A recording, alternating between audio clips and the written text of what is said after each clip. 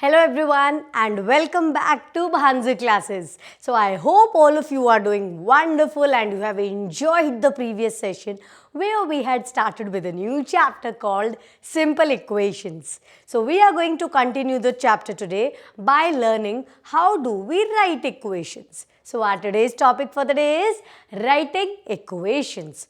But before we move ahead to equations, what all did we learn in the previous class? We had talked about variable, which are any letters out of your 26 alphabets, and they can take up different values as well. Remember, we had done this in our previous session, and then we had talked about expression. How do we get an expression? It's a combination of constants, variables and your algebraic operations. What are the operations? It is addition, subtraction, multiplication and division. So in today's session we are going to see how do you get an equation from an expression. Doesn't that sound interesting? So stay tuned till the end of the session today. So we are going to learn about writing equations in today's session. So let's start with the topic. And before we start how do we write equations, let's see what is an equation. What's an equation? Equation is something which is having a condition on a variable. What kind of conditions does it have? That two expressions should have equal value, and the second condition is one of the two expressions must contain the variable. So, whenever you have expression, we have a variable in it. Similarly, whenever you have an equation, you should have a variable at least on one side of it. Which sides are we talking about? Let's see with the help of a general form of an equation. So the general form of an equation can be like 12x minus 9 is equals to 3, where 12x minus 9 is the LHS, 3 is the RHS and equals to sign is the equality sign. But what is this LHS and RHS? LHS is left hand side and RHS is right hand side.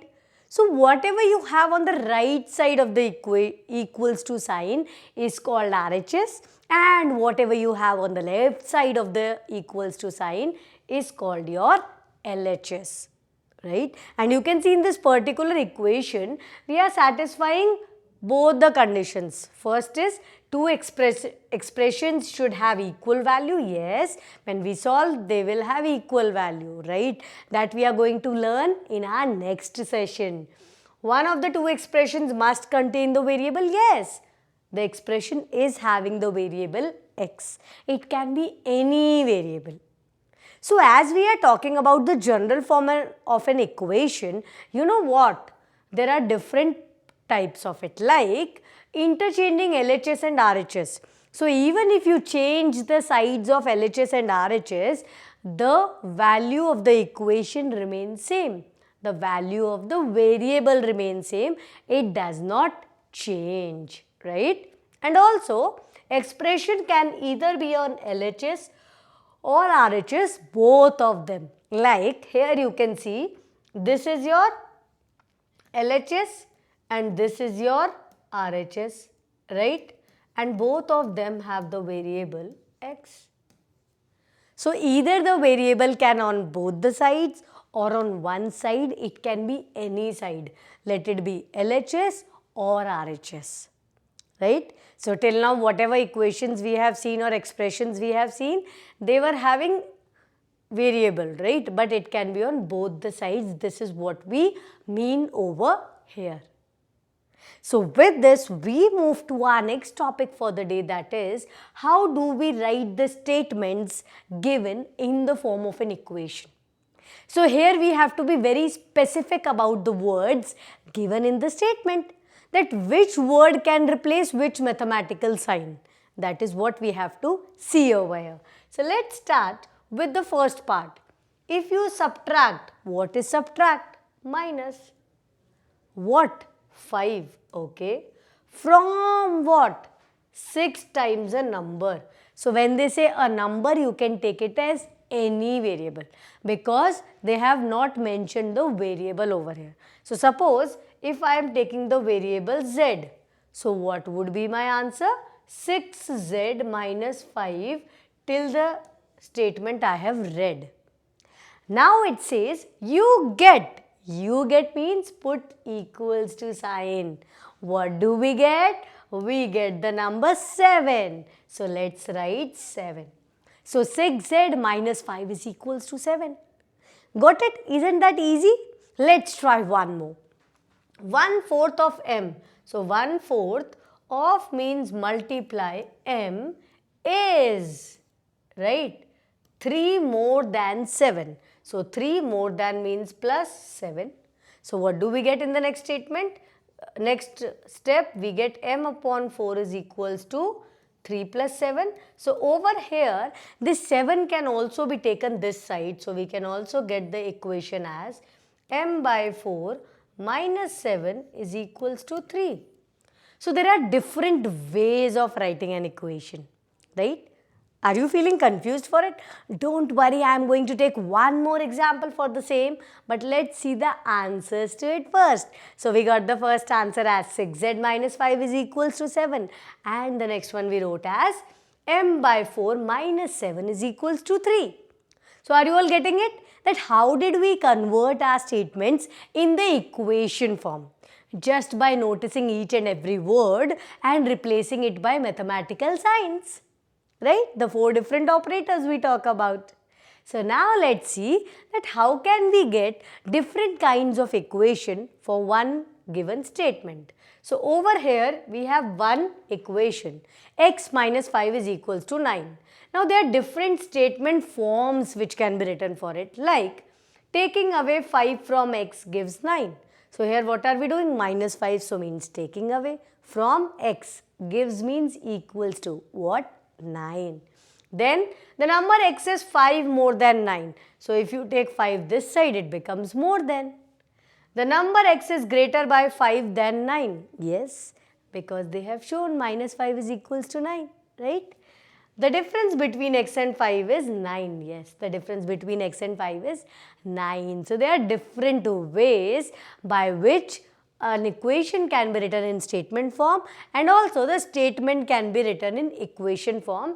If I can write it as x is equals to 9 plus 5, so that's also an equation only. But that is how do we get the solution to it, which we are going to learn in our next class. So let's move ahead and see. Now the equations are given. So just now we saw how do we write an equation in different types, in different statements. So there are many ways to write. Let's see what can we write for the first one. 3n plus 7 is equals to 1. So it's plus. So what can we write? Either added to, more than. There are different ways to write. So we are writing add 7 to 3 times n, because 3n means 3 into n. What does 3n means? It means 3 into n, and into means times. Right? To get 1. To get is for equals to. So this is how we reframe them. Right? Let's see the next part for it. M by 5 minus 2 is equals to 6. So it's in upon. So it's 1/5. Right? So subtracting 2 from 1/5 of a number. Which number? Because the variable is already mentioned. So let's take it as m gives 6. So subtracting 2 from 1/5 of a number m gives 6. Got it? Yes? So now let's move ahead and see a word problem. When the situation is given to us, how do we frame an equation for it?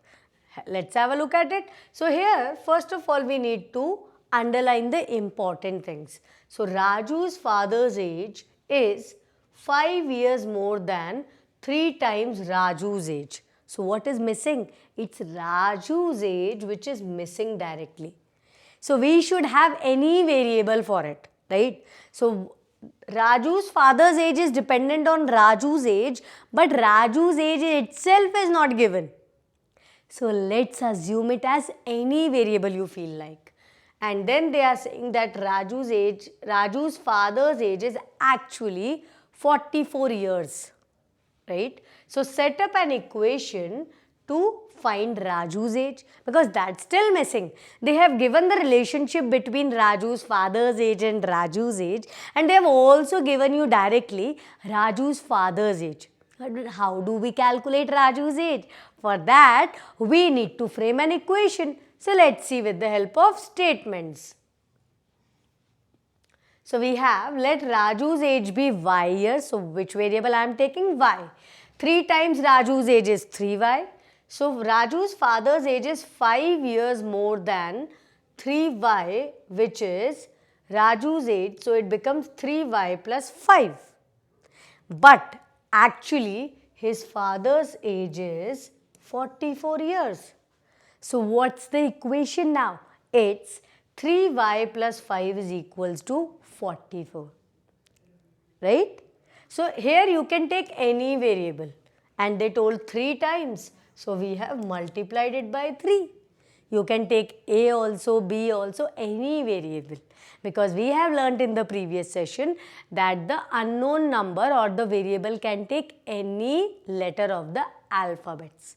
But the condition is for equation that you should have a variable in either of the sides, and the value will be specific for that particular equation, for that variable in that equation.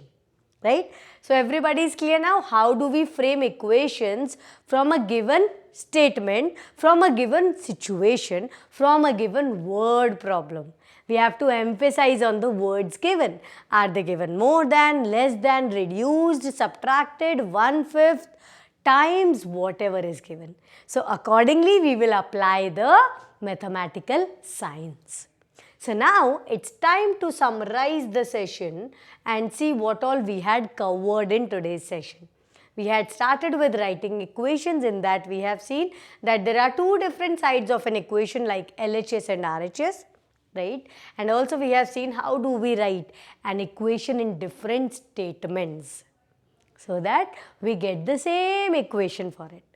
So till we meet next, do not forget to practice and keep exploring, and yeah, spark your curiosity. Bye-bye.